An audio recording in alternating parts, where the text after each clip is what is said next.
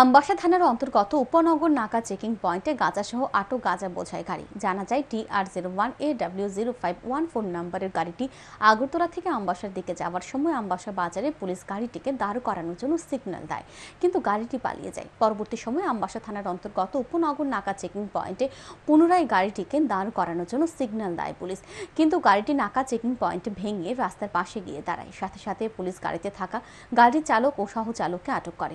পরে পুলিশ গাড়িটি তল্লাশি চালায়। তল্লাশি অভিযানে গাড়িটি থেকে 66 প্যাকেটে 66 কেজি গাঁজা উদ্ধার হয়, যার বাজার মূল্য প্রায় 7 লক্ষ টাকা হবে বলে জানা যায়। গাঁজা উদ্ধারের খবর পেয়ে রাতেই ঘটনাস্থলে ছুটে যান আমবাসা মহকুমা পুলিশ আধিকারিক নিরুপম দত্ত, আমবাসা থানার ওসি গুরুপদ দেবনাথ। ডিসিএম এর উপস্থিতিতে গাড়িটিতে তল্লাশি চালায় আমবাসা থানার পুলিশ।